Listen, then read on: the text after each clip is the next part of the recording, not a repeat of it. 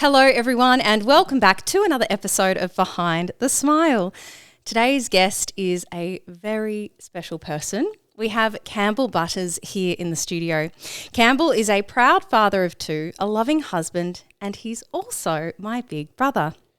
He's a director and top 10 agent at Marshall White Bayside, known for his genuine down-to-earth approach and the way he builds real relationships with his clients.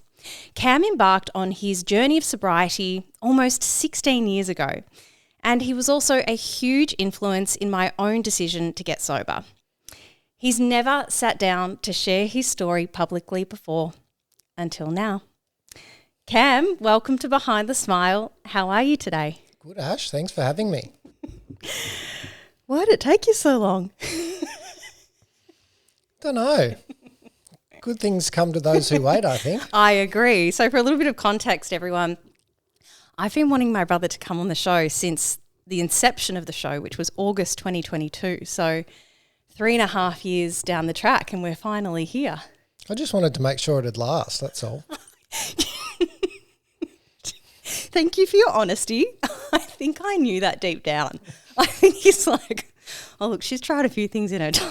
Let's just see if this one sticks. Yeah, see if it lasts the apprenticeship, and then I'll... Well, I feel honoured. I feel honoured that you have that you've decided to come in today, and I'm really excited. I said to you before we started recording, how are you feeling? You know, you shared that you were probably a little bit nervous, but that you weren't really sure what was going to come out, and neither do I, to be honest. I'm never sure what's going to come out of my mouth, so... Well, it's going to make for a great podcast. All right, so we always kick it off with some nice, easy questions to allow the audience to get to know you a little bit better. So we're going to start with, Cam, where do you live? What does an average day look like? And what do you do for fun? So we live in Elstonwick. We've just sold our property, so we're actually looking. What do I do day to day? Yeah, what does an average day look like? Average day is normally up pretty early, in the gym if I can, or a long walk, and then try and get home before the kids are up. Mm-hmm. And then pretty much it's, straight into the office to start the day. Long days at the moment. The market's pretty up and down. So, 6 days a week. And then I'm normally home by about 6 o'clock to, see the kids and Han and help with bath and bed and all that. Yes, so your kids are, I must say, I'm quite biased, the cutest little humans in the world. My niece and nephew, Jock and Clementine. They're very, very cute. And you're also married to one of my best mates. Yes, which is a whole story in and of itself. Should we give people because I feel like people are here for the juice today and they want to know, obviously you guys know how the show runs and the themes that we cover, but it's very rare that I have somebody on who is so close to me. And we've got some stories that I think you probably don't know. So, I mean, we can do the PG version of this if you want. I'll do any version. I don't mind. All right. Well, what's your recollection of how things came to be? With Hannah and I? Yeah. Oh, well, you were working at Mecca. Yes. With Hannah, and then you realised that you're both in the same uni class. Yes. And you played matchmaker. Yes, Cupid. I was desperate for you to end up with one of my friends. Yes.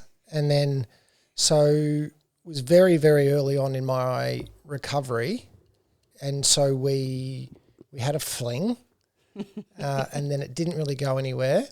And then about 10 years later, we all sort of reconnected, and I was ready, and Hannah was probably ready, and but I tell her that in a former life she would have been a stonemason because she just chipped away. She chipped away for 10 years, and finally found gold. I mean, she's certainly a patient woman. She is. But so am I. I'm a patient man. This is true. And as you said at the top of the show, good things come to those who wait. So, I can't believe after all that time that you guys ended up together. It's pretty cool. Yeah, almost 10 years now. Yeah. So, yeah. And two little humans, as we said, Jock and Clementine. We're going to chat a little bit more about fatherhood and how that's changed everything in your life a little bit later in the conversation. But at this point, I want to start with your photo. So actually, no, tell me what you do for fun before we get there. Oh, look, fun. Fun doesn't exist anymore. Tell me what fun is. Honestly, fun for me is just time to myself. Yeah. Whether I'm in the gym or, doing breath work or an ice bath or a sauna. I'm lucky that I genuinely love what I do.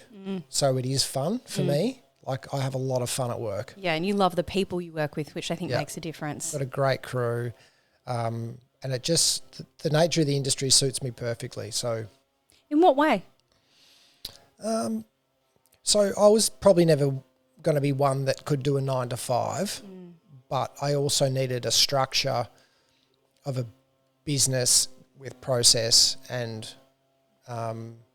management and things like that. Like, I tried running a business and I was hopeless at it. So, I love selling and I love meeting new people and helping them find property and that sort of thing. So, but I'm no good at running a business. But you came to real estate, I want to say quite late, but really in the grand scheme of things, you're still young.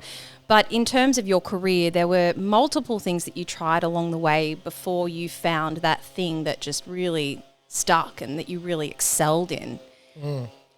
Did you know? Like, how did you choose real estate? Honestly, it was just this little scratch or this little itch that wouldn't go away. And every now and again I'd think about it and I'd be like, nah, it's full of wankers and it's this and that and it's like in industry there are people that I don't gel with and I don't think are necessarily in the game for the right reasons, but it was just an itch that I needed to scratch, and I think I'd thought about it and spoken to Hannah about it a few times, and it just came to a point in my life where I was like, I'm just going to scratch it, see where it goes. Because it's also not an easy industry to step into by way of, people probably don't understand that to actually start earning money in real estate, like, you've got to take a bit of a leap of faith, right? 100%. It's a type of industry where you start every month at zero, so you're not guaranteed any income. And they typically say it takes somewhere between 5 to 7 years to be able to make a living. I've been really lucky that I've been able to do a lot quicker than that. Do you think it was luck? Maybe parts of luck, yeah. But I think, I've tried to bring good energy and a good attitude to it. But I also think having a few grey hairs and a few battle scars has helped as well. Yeah. And I think as well, you moved into an area within real estate where you grew up. So there's this second nature to working in Bayside, growing up in Bayside, and that's, it's that je ne sais quoi. It's that thing that you have that perhaps other people don't have in the space that you're in specifically. Geographically? Yeah. Yeah. Like, obviously know Bayside like the back of my hand. There's not too many streets that I haven't been to a house in or been at a party at or walked down or... But you've also sold a couple of the places we lived in, haven't you? Black Rock? Oh, yeah. The one down in Black Rock, Arkaringa Crescent. Yeah. Park Street? I didn't sell Park. Okay. We did. But through your business, because you're a director at Marshall White. And then you also walked through Seacombe, didn't you? That was with the other crew. Yep. Yeah, what was that like, walking back there after all that time?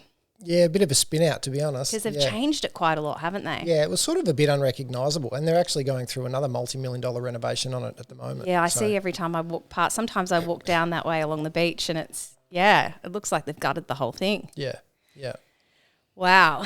Yeah, no, it's really cool to see you step into this space where I feel like, for me as an outsider watching you, I've known you for my entire life, you just seem to have clicked with where you are now.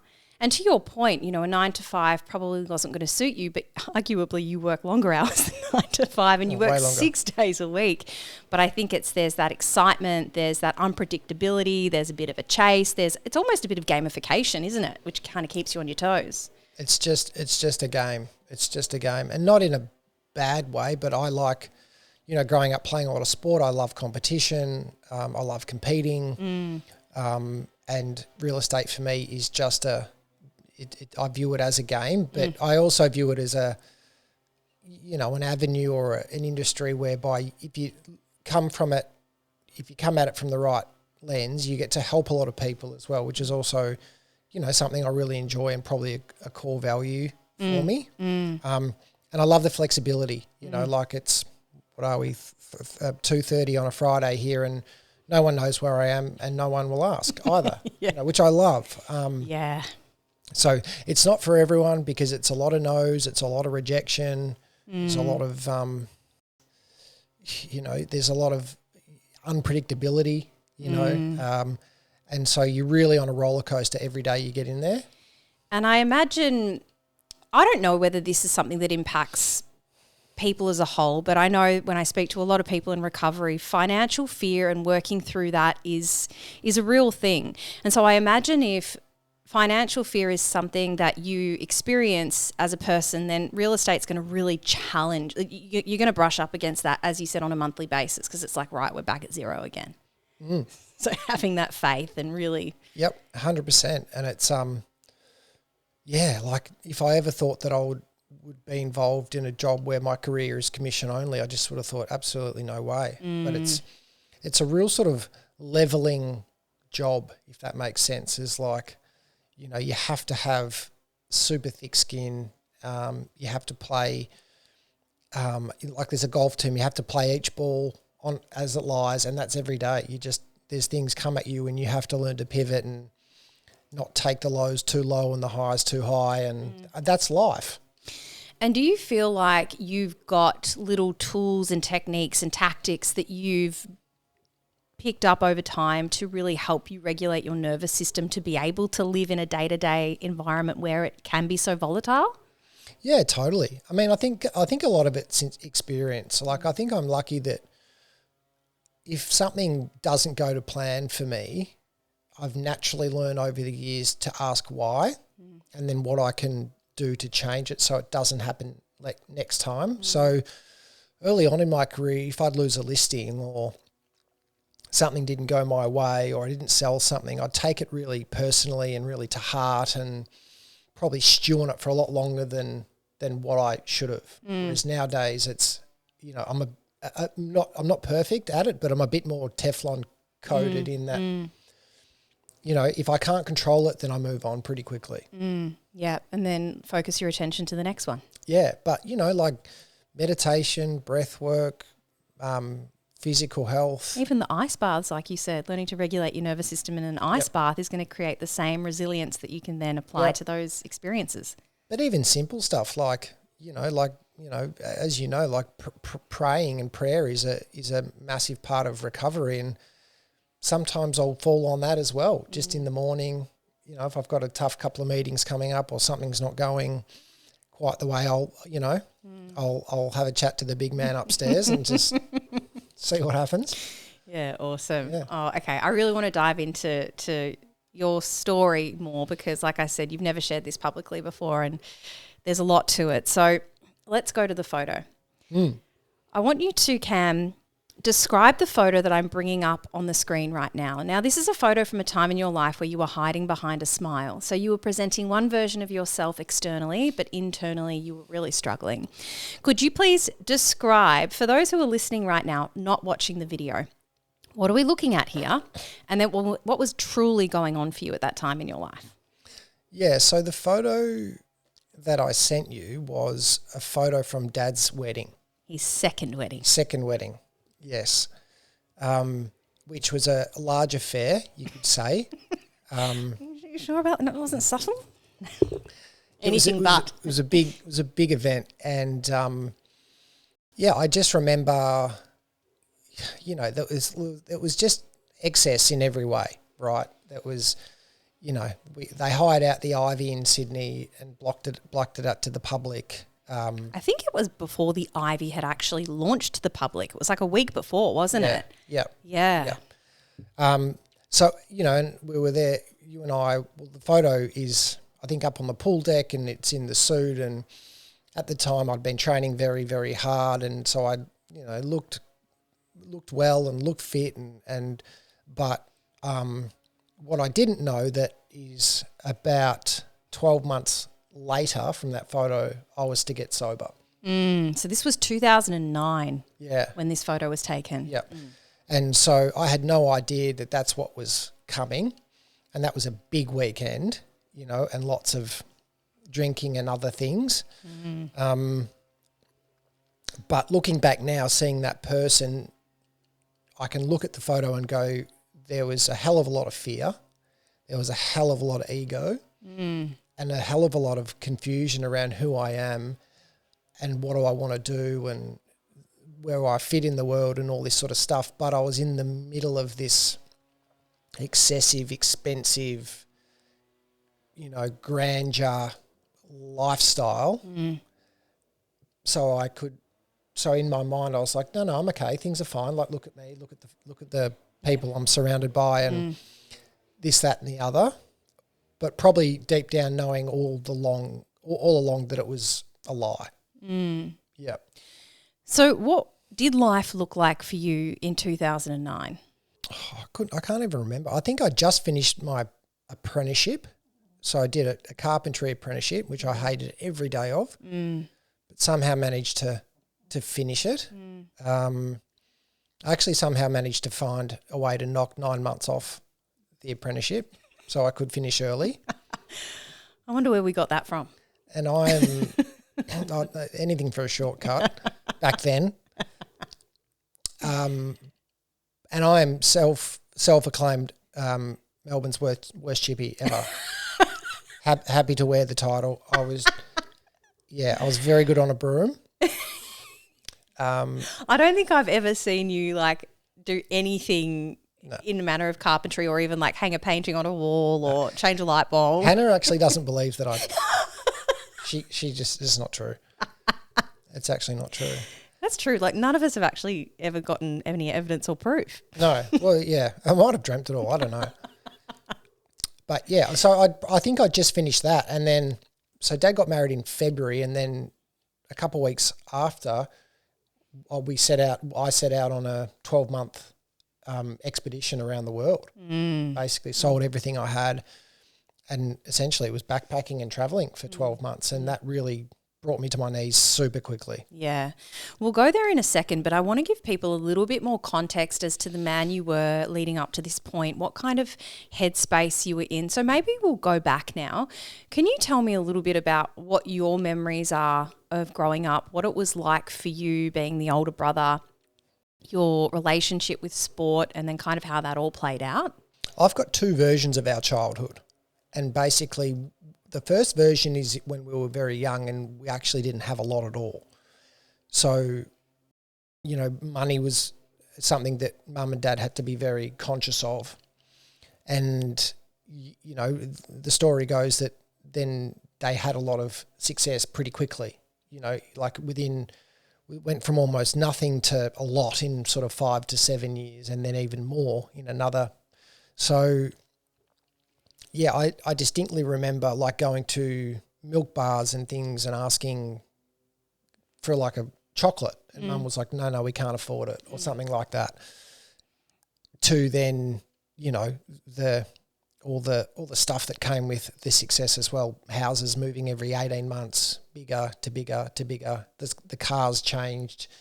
I remember when Dad first brought home Mum's first Mercedes, and I was like, what's a Mercedes? Why is that so? Mum was all excited. And yeah, so, but I think for me, I was always a pretty shy, introverted, with a lot of thinking going on, a lot of analysing, and, I don't know whether you've shared on the podcast at all, but alcoholism is a part of our family dynamic. So there was lots of it growing up too. And so with that comes a lot of unpredictability and, a lot of fear and a lot of trepidation around what's going to happen that night, and or even the next day. Or even the next day. Remember the tension you'd feel in the house, and you'd know that Mum and Dad had had a blow up, but you didn't. So it was like walking on eggshells. Yep.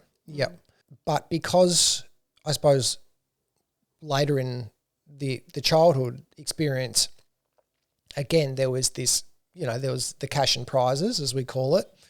I was sort of hiding behind all these things that made us look like we were okay. The houses, the cars, the holidays, the money, and all that. But really, it was built on a house of cards. Yeah. And so, it was rocky. It was rocky and it was eggshells and, you just never quite knew what was around the corner. I can't speak for you, but one of the things I sort of observed you do was to almost escape through sport. Yeah, for sure. I was like, sport was my outlet, 100%. But there was also a complex dynamic there because Dad would sometimes be the coach of the club. Yeah. And there was quite a fraught, I don't know, it just felt like you were under a lot of pressure to perform. Yeah, there was I suppose there was an expectation from Dad and, and we've spoken about this, so it's not like there's still noise there or anything, but yeah, I think Dad was just doing the best he could with the information that he had. But yeah, there was a lot of pressure and expectation around performance, whether it be footy or cricket or whatever it was. And if I didn't meet that performance, then it was dealt in a certain way, which probably wasn't, looking back, probably didn't help my development at all. We're growing up, that like you said, the houses are getting bigger. Externally, we were both in a position, I think, where we could, we were given anything we really wanted in terms of, like, I remember for me it was music, and if I wanted to learn a new instrument, it was like, sure, what do you want to learn? Here's the lessons, here's the instrument, so there was a lot of support in that area. But I know for me, I felt one thing I really missed was like presence, like true presence and connection. And some of my most painful memories, and I don't know if you even remember this, we've never really spoken about it that much, is like, being at the dinner table and waiting for Dad to get home. And it just never came home. Yeah. How did that impact you being the only male in the house?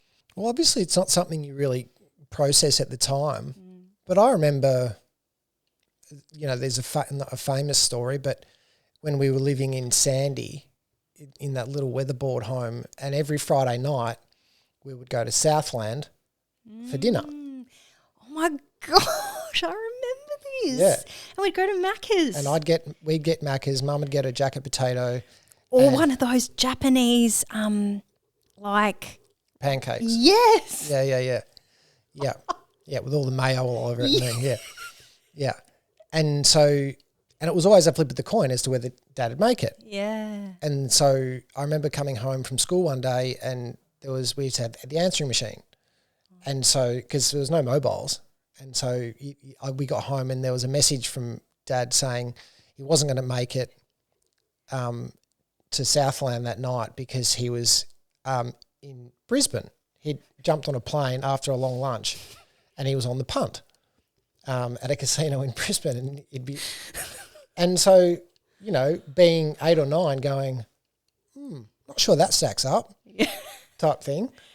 Yeah, wow. So that's sort of what it was like. Yeah. Yeah, which really leans into that, like you said, that unpredictability, uncertainty, which I now understand actually creates hypervigilance in children, which then leads to hypervigilant adults. Do you think that's something you relate to?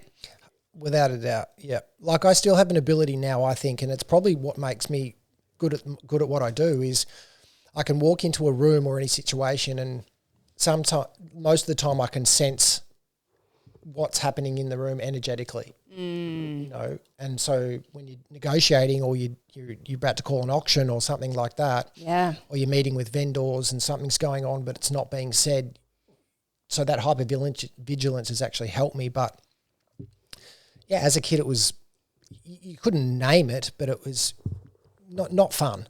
Yeah. It's cool that you've been able to turn that into somewhat of a superpower, but obviously that's been through not only getting sober, being in recovery, but also doing a shit ton of therapy, which we'll talk about. Yeah, exactly. Yeah. So something people may not know, and I don't want to embarrass you, is that you didn't just escape into sport. You were a bit of a freak. And you did incredibly well in not one but two sports. And my memory serves me that you kind of got to a crossroads in your cricket and football career with AFL where you had to make a choice. Tell me if that is just, did I make that up or is that actually true? Oh, that's very generous of you. Very generous. I I never had the luxury of having to make that choice. Looking back now, I mean, it's nice to think that that's what you thought. Well, you're my big brother. No, look, I had some talent, but yeah, I was never like which road will I take? AFL or like no, it was I love both. But the reality is, Ash, once I picked up a drink, it didn't matter, and so I know we'll probably get into it, but the first time I probably got drunk was at 14 or 15. Do you remember that day? Well, that experience, tell me about that. Well, that was Dad's 40th. Yeah, properly, like when I properly got for the first time. And so, you've heard it all before, but all the fear went away. I just felt like I was free. All the noise in my head stopped. I thought I was more charming, more funny, more outgoing, more social. And so really anything to do with sport sort of stopped basically then and there. Wow. Yeah. What do you think changed in that moment for you? Like, do you think the motivation was removed? Do you think that you just, without me putting words into your mouth, what actually happened in that moment? I don't know. It's a really hard one to put my finger on. I just think that I was always full of fear. Like I always come back to being full of fear, and it still comes up a lot today. But when I was drinking, all the fear went away. So in my mind, the most logical thing to do was to just do that and chase that as much as I could. And so, as you know, like to get to any sort of elite level and I don't know if I had the natural talent or I didn't. And I'll never know. Well, you were rookie listed. No, I wasn't. Wasn't you? No. What the hell happened to that? Why did I think that was the story? Again, I'll take it. But no, I trained with Melbourne for a month in a pre-season. Yeah. I'm learning a lot today. Yeah. So, yeah. And I made the Vic state team when I was like 13. So it doesn't count. We'll take it. Yeah. But yeah, so, and it's only in hindsight, but I never learnt to, so what I've come to realise is that there's two things that make someone successful. There's natural talent, but more so there's someone that's got an ability to be really gritty and work through issues and work hard and improve on things and be resilient. And consistent, I reckon. Consistent and disciplined and take knocks and get back up. And I never had that. I do now, but I never had that growing up. Isn't it funny that they're all the qualities you need to succeed in real estate? Yeah. And so you were able to acquire those, but now seeing with hindsight what was missing at the time. Without a doubt. Why do you think that was the case? Do you think that seeing Dad achieve such great success in what looked like from the outside a blink of an eye, do you think that distorted your own perception of success and what it took? Yeah, easy come, easy go. Yep, pretty much. Like I think Dad made looking successful, he made it look so easy and so fast that I just thought it just happened. Yeah. If you want it, it'll happen. Yeah, and so, but what I didn't realise is that how much work and effort and grind, and Dad's one of these freaks that wakes up every day.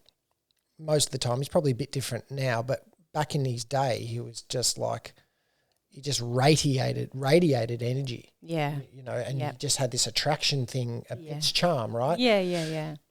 And so I think people like that have an ability to make things happen quickly. Yes. But, there's a saying in recovery, like around having like spiritual growth being an educational variety.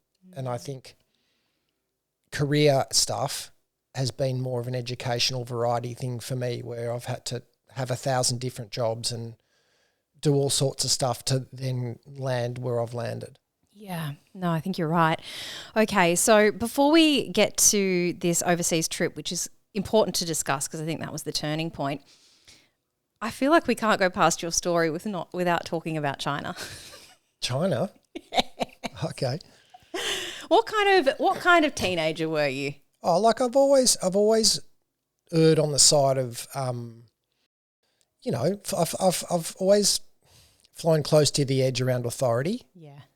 You know, like I'm not a criminal, clearly, but growing up, I struggled with authority. Yeah. And so, yeah, China was, you know, like we all got sent home basically from a school camp in China. We got caught in the wrong place at the wrong time, and I got caught in a compromising position, and 12 of us got sent back, and the next year I was at another school. So. Do you think that had any impact on your development, that whole experience? Because there was quite a lot of whispers going around at the time, and we lived in quite an insular community. I don't think so. I don't look back at that period of my life and think that it was a big deal, to be honest. I just think I was being a kid. Yeah, and do you think it was a blessing in a way because that then sent you back to the school do you think it was important to go back to Brighton Grammar for those final years? Not really. Yeah. No, not really. I just think it was part of my journey. Like, I don't have ill feeling toward Caulfield Grammar at all. In fact, like Clem and Jock will probably end up there, I would think, at least Clemmy. And I don't have any ill feeling toward BGS or anything. Like, you know, I love my time at both schools. I was going to say, will they let Clem in? No, I'm joking. At Caulfield? Yeah, just take Hannah's surname. Well, yeah. I'm joking. It wasn't that bad. She might not pass the personality test. Maybe she can board. I love her so much. All right, let's go then back to 2009. You sell everything, you pack up your life, and you head overseas. When people do this, sometimes we call this a geographical. Do you think that was, looking back? 100%. Okay, tell me more. Yeah. So, normally a geographical is, you know, my life sucks in Melbourne, I'm going to move to London type thing. But for me, I was like, I just need to get out of here. I need to go travelling. So me and a couple of close mates at the time, we set off. This was directly after Dad's wedding.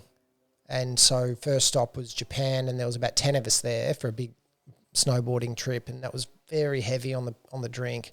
And then most of those guys then went back to Australia, and me and Harry and Boydie, I think at the time, stayed together for maybe another 2 months or 3 months. And then from Japan, I think we went to the States. Yeah, I feel like you ended up in Mexico. Yeah, I did end up in Mexico. Yeah, which was a lot of fun.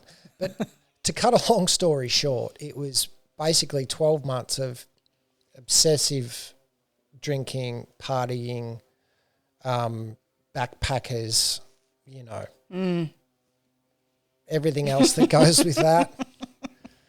But what was actually happening now looking back is that my alcoholism, if you like, was just getting really ramped up. And I was getting to a point where I'd have to stop drinking for a period of time because I just couldn't physically and mentally do it again. So I'd need a break, and then I'd feel a bit better, and then I'd be off and running. And then, so what I've learned about my recovery is that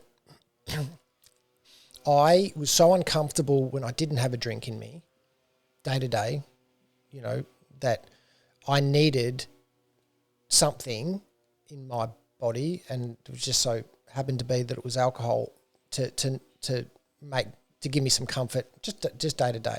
Yeah.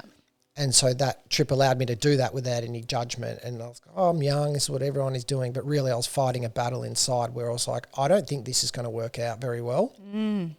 I could feel my soul, I suppose, or my spirit being crushed. And so really this thing that I'd relied on for a long, long time was starting to, I felt at the time, like abandon me really.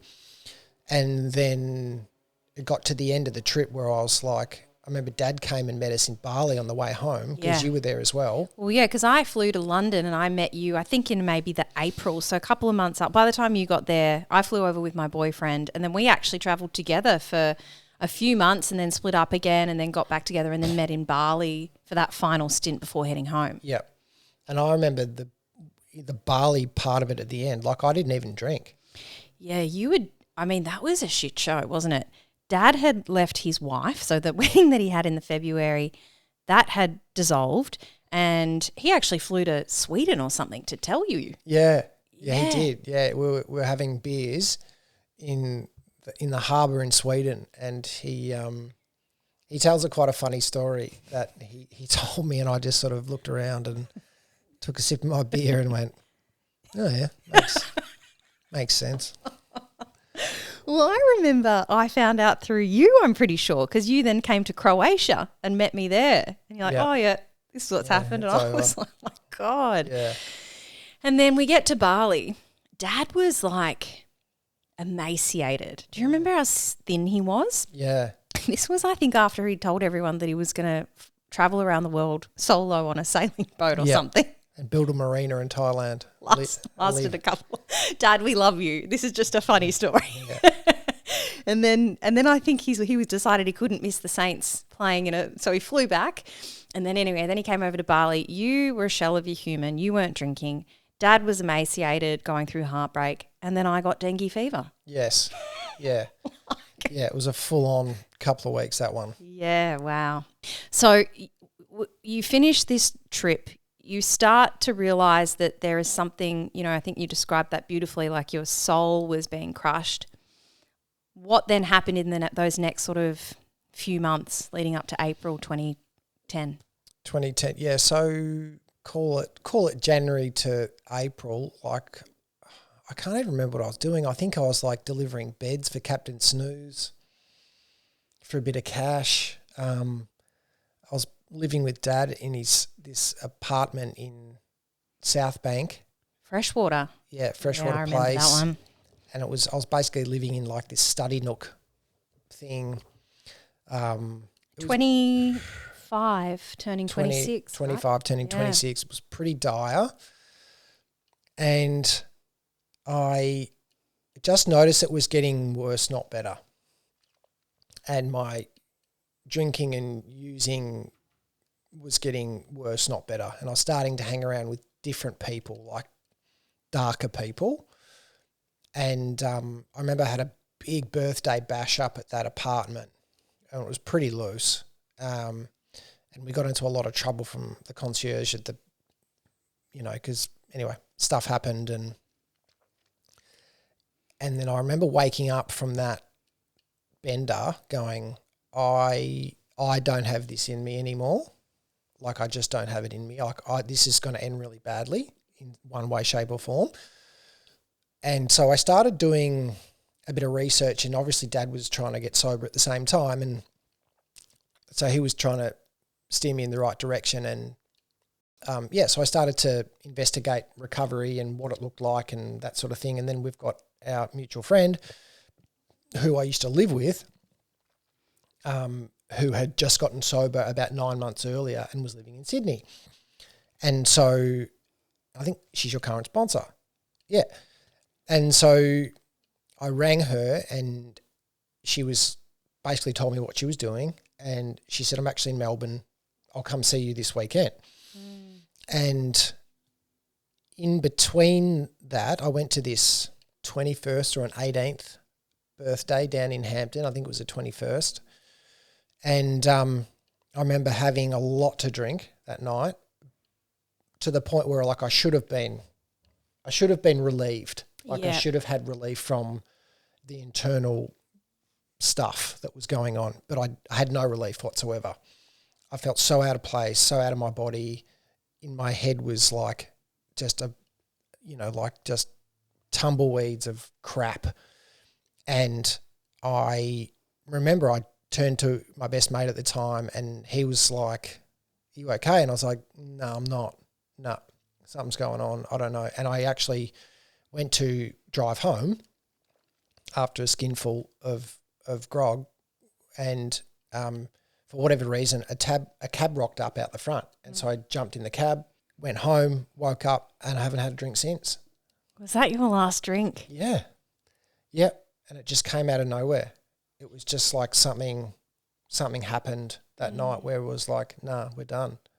Wow. And that'll be 16 years in April. Yeah, probably very close to when this episode comes out. Yeah. Cam, you were so young to get sober, and it's not like it is today where there's alcohol-free options and zero beers and this huge sober curious movement. Like, nobody was getting sober back in 2010.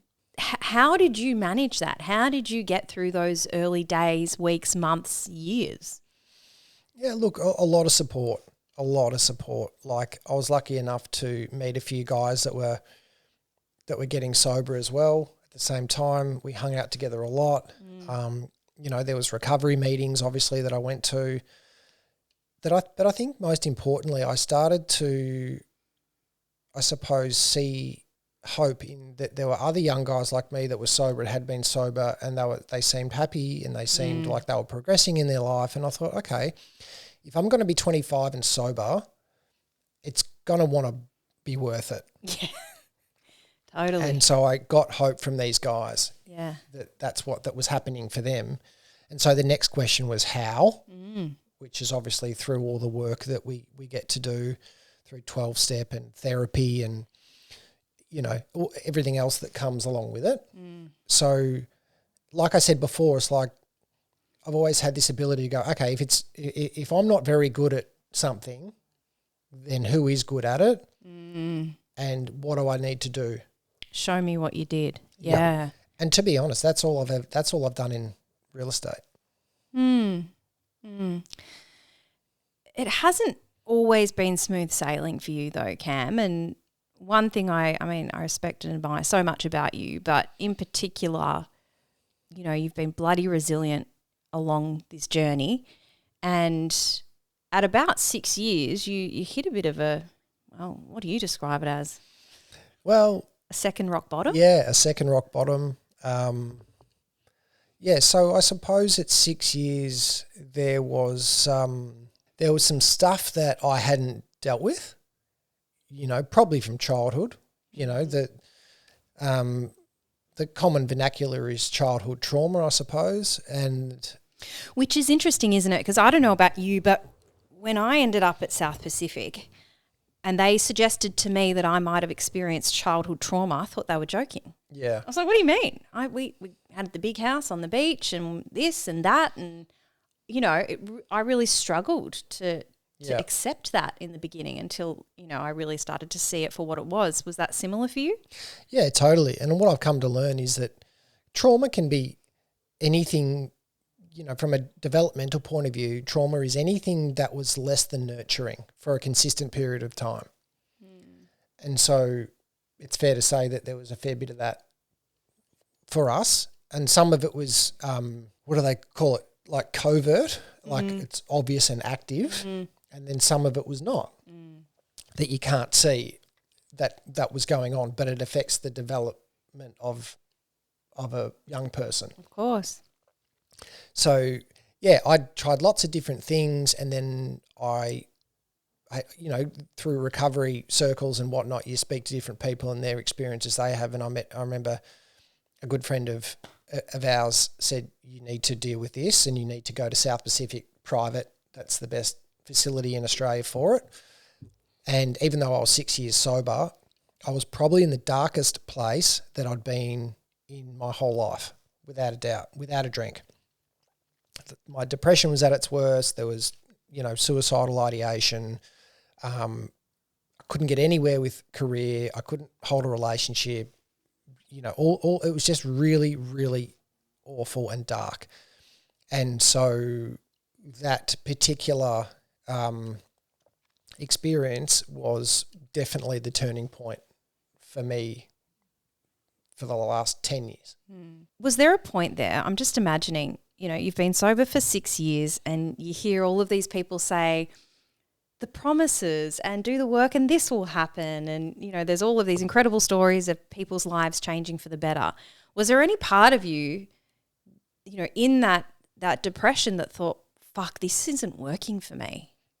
And I guess the only options then are either to go back to drinking or to die. Yeah, that would be awful. Yeah, 100%. It's and that's sort of in the depths of it all. That's where your head goes. Yeah. And it's you get jealous of these people that come in that might have only been in recovery for a couple of years and they, looks like they're walking on water and all this sort of stuff, and you have this sort of attitude of, well, fucking when's my turn coming? But I'm a massive believer in that if there are pain points in my life that I don't address, then they are going to block me from being able to get to wherever I need to get to next. And so I didn't know that I had blockages and pain points, but these things just kept coming up, and I didn't know that they had to be removed because no one had ever sort of spoken about them. And I'm talking like specifically around childhood trauma and, growing up in an alcoholic environment and everything that comes with that. So, yeah, South Pacific was something that was able to pinpoint those specific things, remove them. And then from there, I did, consistent therapy for best part of 7 or 8 years. And how long after that, I'm trying to put the pieces together, did things start to turn around for you? Well, spiritually, immediately. Like I was a different person after I got out of there. But I still remember picking you up, remember? Yeah, yeah. And we went and had breakfast. I remember that. And, yeah, so spiritually something categorically shifted. And then from there it was like, okay, so how do I live? How do I live a life type thing? And then from there it was just brick by brick, piece by piece, and trying lots of different things. And can we talk a little bit more now about your spirituality and what that looks like for you? Because, you've touched on it a couple of times already, but tell me, what were your preconceptions when it was first put to you that the solution to your alcoholism was a spiritual one? And then how has that evolved over time? I've heard someone say before that, the bigger our lives become, the bigger our God needs to become. So how do you continue to foster that relationship? Yeah, it's a good question. I was always pretty against, call it spiritual things and God and that sort of thing. But I'm pretty pragmatic about it. I think everything is energy. So that's how I like to think about it. I that's what works for me. So I use the word universe a lot and energy and spirituality. So I think basically the analogy I like the most is when you get a new phone, it's blank, right? And it's perfect and it works well and there's nothing that you sort of need to do to it. So this brand new iPhone works perfectly. And then you start adding data and apps and things to it, and then eventually you get bugs, right? Or the battery wears down and things like that. And so the idea of recovery for me is to get to the point. So I was born this iPhone, and then throughout childhood and early learning and adolescence and things, you pick up all the bugs and the crap that didn't serve you. And then the idea of recovery is to then strip back again, get rid of all the bugs and the viruses and everything that didn't serve you to, I suppose, the purest state as you can. And then from there, you try and implement things that are going to help you grow into the person that you want to be as you get older. And so for me, I keep it very simple. I keep it very simple. I still pray. I still meditate. I still have this fundamental belief that there's something way, way bigger and more powerful than me involved in our lives and that wants what's best for me and wants what's best for you and wants what's best for everyone, And then the question often begs, well, why is there so much crap going on in the world? And I was like, well, because for me, there's a lot of people that don't live like that and they're driven by ego and greed and fear. And so, there's a counterbalance. As you were talking, I was thinking about it'll be 16 years any minute now. And in that time, for a lot of that, I wasn't in recovery. But then I came in at about 6 years ago. And, as I mentioned, you were a huge, huge influence for that. In fact, when we went back to South Pacific for family program, as part of your intake. You know, that was my first exposure to that treatment centre, and had that not happened, I never would have gone there. But I want to know, because I've never really asked you before, what was it like when I actually came in? Was that hard for you? To recovery? No, I don't think so. No, I wouldn't call it hard. So I think when you came in, I was not coming out, but I was... You were at 10 years. Yeah, I was much less involved than what I'd been in the past. And so I was very keen to let you have your own experience and not get in the way of that. I thought that was super important. But I was also at a different stage. So I wasn't doing as many meetings. I wasn't helping as many people. You know, I was married, and, you know, there was kids on the way and all that sort of stuff. So I wouldn't say it was hard at all. Did you think I'd make it? Like, did you think I'd actually come in when I was out there drinking? Don't know, maybe 50-50, because you never know. No. I don't think anyone ever knows. Yeah. You know, there's been people whereby, you know, you think they're never going to get it, and they get it. And then there's people that are like, God, they've got it, and then they bust or they relapse.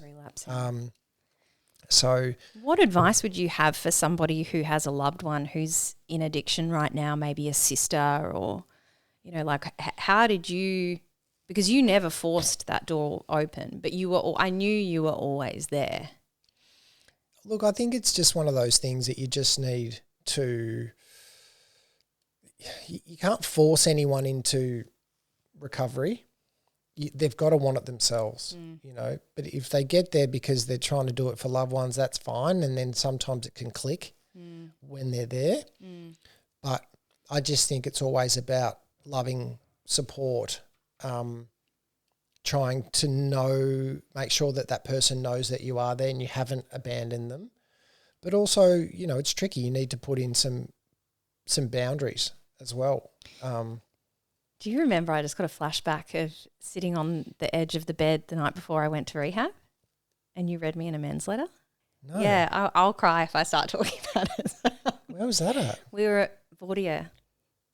Yeah, and we were downstairs in the like mum's spare bedroom. No. And you came. Vaguely. Yeah. Yeah, I didn't know that was the timing of it anyway. Yeah, it was the night before I went up. Huh. Yeah. Oh, I got chills thinking about that. So staying on this this theme of like family dynamics for a moment and the complexities, I also remember a time where for your own recovery and self-preservation, you kind of had to take a bit of a step back from us. Can you share a bit more about that? It all like the last 16 years is all just a whirlwind. But I think, you know, particularly after the South Pacific experience, what I learnt was that, and again, like with families, and I see it all the time at work, there's a lot of really unhealthy enmeshment and things that go on within a family dynamic.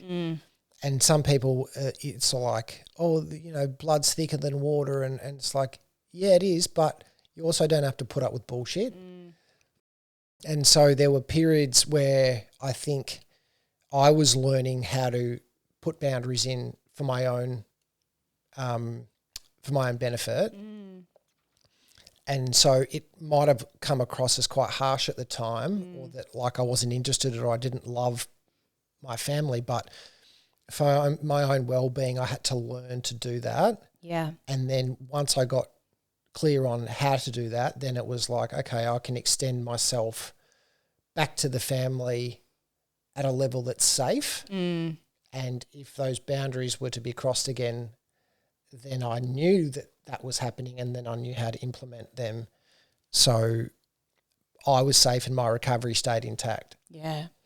And it's a bit of test and learn, isn't it? Because there were times there where you were sober and it was family Christmas and Mum and I were liquored. Like that, I can only imagine how incredibly hard that must have been.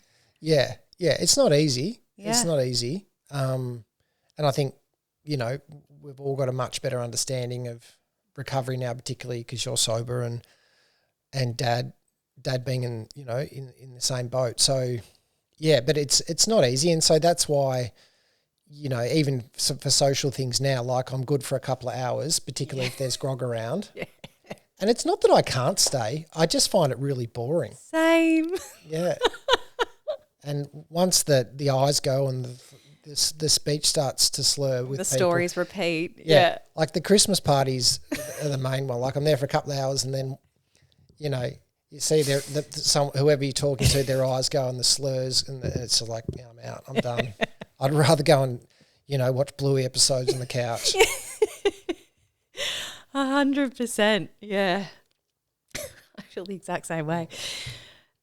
Something else I want to chat to you about. And by the way, guys, I have not prepared Cam at all. He doesn't know what's coming next. One thing that I've seen you navigate that I'd love to talk about, because it's something that I feel like I'm still really in the middle of, is friendships and losing friends, friendships changing, you changing. How have you navigated all of that? Because there were painful periods for you, right? Yeah, definitely. I think it's been one of the tougher things that I've had to navigate as I've gotten older.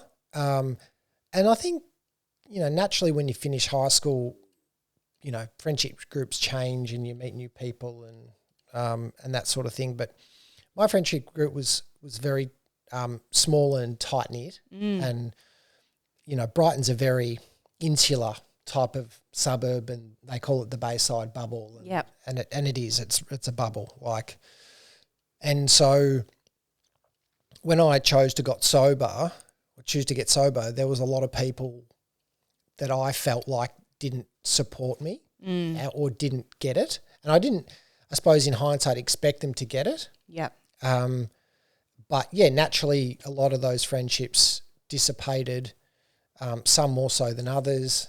And yeah, there was a lot of times where there was a lot of pain and sadness around that, and having to move through it and just seeing it for what it was. You know, and I feel like there's been times where I've tried to mend those as well, and it hasn't really quite worked. And do you think that's because, I just think back to, like, you choose this path of sobriety, and even if you do a tenth of the work, you change so much as a person that it's almost like you go from being a square to a round circle. Like it just doesn't, the jigsaw piece, just as you still care about those people, but you're just fundamentally so different that it just doesn't quite fit together anymore. Yeah, spot on. And I truly, you know, and again, one of the things that real estate has taught me is that it's not personal. And if it is, then so be it. Yeah. There's nothing I can do about it. If you don't like me, or you don't respect me, or you don't agree with me, and you don't have the balls to tell me, then there's not much I can do. Yeah. You know. And I think that's important with doing the work on yourself, to get to a place where you do actually like yourself enough to know that if someone's got a problem with you, that's okay because you're okay with you. Yep, totally. You know, like I know, you know, I put my head on the pillow at night. I haven't done anything wrong. I haven't caused any harm. I haven't hurt anyone. I've done my best for the day. I'll make mistakes always, you know, and so I don't think it's personal. I just think things change and they grow, and people grow apart and they grow closer and they move away and they move. It's just part of life. So how long did that take? Ballpark figure. Like how long am I looking for?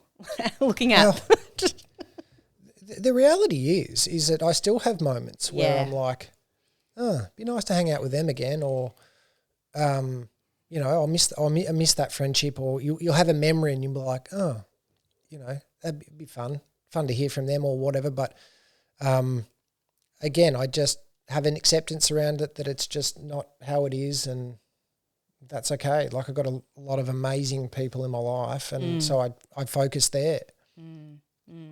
So I don't have a timeline. I'm sorry. It'll just take what it'll take. Yeah, great. Awesome. Great. Thanks for that. Thanks for nothing. All right. So now I want to talk about what is arguably your most important role, and that is being a dad. Yes. Tell me, how has that changed your life? Oh, it's just, this is the part where I'll get emotional. It's just, yeah, it's just everything. Honestly, it's just, you know, because there was a long time for me, particularly early days in recovery, where I was pretty convinced that it wouldn't happen, you know, and it was like I know some people don't want to be a parent or a father,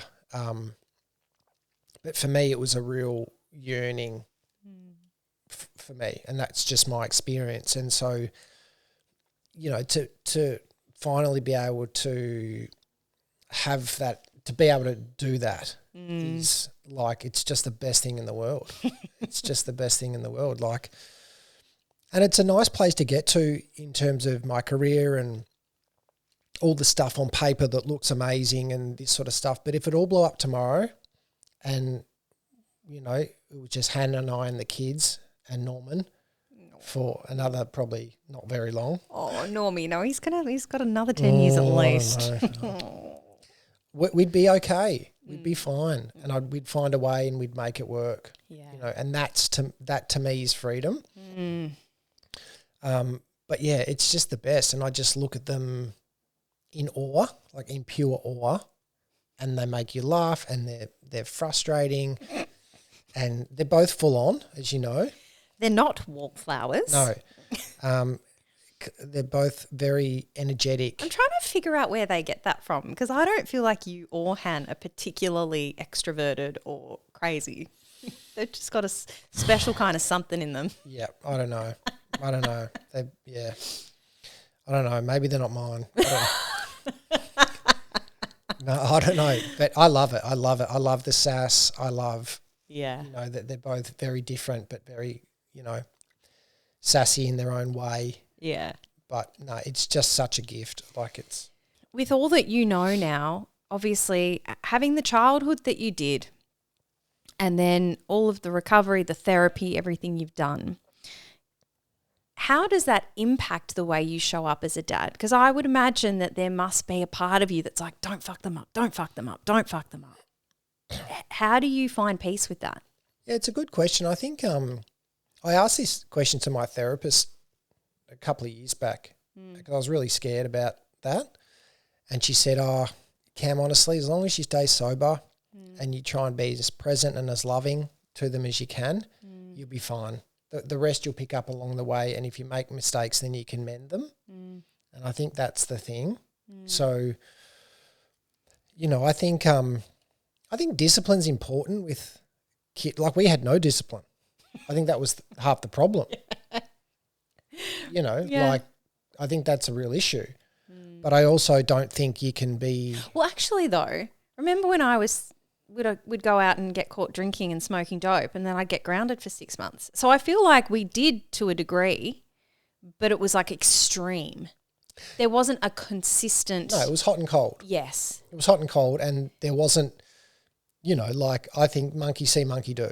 100%, yeah. So, but I think as parents, you've got to lead the way, you know, and you've got to show good examples. And in many respects, mum and dad did do that. You know, like, mum's super organised, and you know, dad's very charming and a real out of the box thinker and very creative, and together they made a very good team. Yeah, they've got amazing qualities. The trickiest part probably is, for me as a parent, is knowing when to be stern and disciplined, but then also to give them enough rope to let them blossom and make mistakes. Like, let them fall out of the tree. Well, yeah, I mean, have you kind of thought about, it's a long way away, but when Clem comes and says, Dad, I want to try a drink. Yeah, I don't know. I haven't thought about it. Yeah. I haven't thought about it yet. Yeah. So I don't know. I think I'll try and... I'm lucky that Han's not a big drinker. No, she is a unicorn. Yeah. Like, yeah. She likes a drink. when we watch, like, I watch her sit on a glass of wine for 3 hours, and it blows my brain actually explodes. Yeah. Yeah. Yeah. I almost want to, like, grab it and just shove it down her throat. I know. It's just bizarre. Like, I don't think in 10 years or 9 years or what, I don't think I've ever really seen her drunk ever. Not ever. I have. Have you? Yeah, well, but this was were. like way back when. Yeah. Back in the day. Yeah, I think, I don't know, we'll deal with it when it comes. But True. And it's such a different environment these days. Already generationally, people are drinking less. She's going to grow up in a home where she's probably really not going to see it. Yeah. So who knows? I guess it's just one of those things. Yeah. But, you know, she can explore it. But our big thing will be just tell us what you do. You don't need to hide anything. Huge. Yeah. Don't hide anything. If you get into trouble, tell us. We'll sort it out. Yeah. You know? Yeah. Can't say there's not going to be consequences, but you're not in trouble. Yeah. You know? Like, because I think once you start shutting off that to a kid, then you're in trouble. I completely agree, because my solution to partying and drinking was to be dishonest about it, because I knew that if I told my parents, I would be in so much trouble. So my solution wasn't I shouldn't do this. It was like I just need to get really good at lying about this and hiding this, which is not great behaviours to then take into adulthood either. No, I think it's just adds to the dysfunction. So we're coming towards the end of this conversation. Okay. It's gone quick. Does it feel like it's gone quick? Really quick. Great. Is there anything that you feel like we've missed, anything that's been really important to you over the last few years, as you continue to grow and evolve in your recovery? For me, I suppose a narrative for me that I try and remember at the moment is that when things come up, things are never as good as they seem, and they're never as bad as they seem. And so I try to always find this balance. So if I'm spiraling, it's the adage of this too shall pass, and I think that's a really good kind of like way that's helped me stay balanced day to day, whether it's at home or whether it's at work or what it is. If I'm tired, then sleep. If I'm hungry, then eat. If I'm having a bad day, just do your best, get to the day, put your head on the pillow, and it'll probably be better tomorrow. Are you someone who, when they're having a bad day, like, can you easily communicate that with Han and just be like, hey, just letting you know I'm off the beam today? Or she knows. she picks it up before I do. Yeah. Yeah. I'm pretty good nowadays at keeping it contained at work. Great. Yeah. Yeah. Although Gabby, who works very closely with me, she'd probably disagree. But shout out, Gab. Yeah. She knows me very, very well. It's like scarily well actually now. Yeah.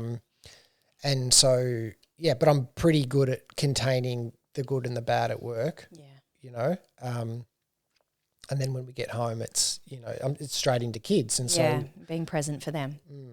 Yeah. We have a closing tradition on the show. Mm-hmm. A question that I'd like to leave you with. What are your 3 non-negotiables that allow you to live your life today happy, authentic and free? Well, one would be don't pick up a drink. Mm-hmm. That's the first one. Be grateful. Mm-hmm. Do you have a gratitude practice? It's sort of on the fly, to be honest. Mm-hmm. Like I'll often just be sitting in the car or on my way to work, or something will happen and I'll just say, geez, I'm lucky. Yeah. Like, how lucky am I? Type thing. It's like it's evolved. Whereas in the start it was like a gratitude list and gratitude meditations and things like that. But now it's a bit more intuitive, I suppose. Which I think is a testament to being in recovery for such a long period of time and having a meditation practice for such a long period of time, that you do evolve.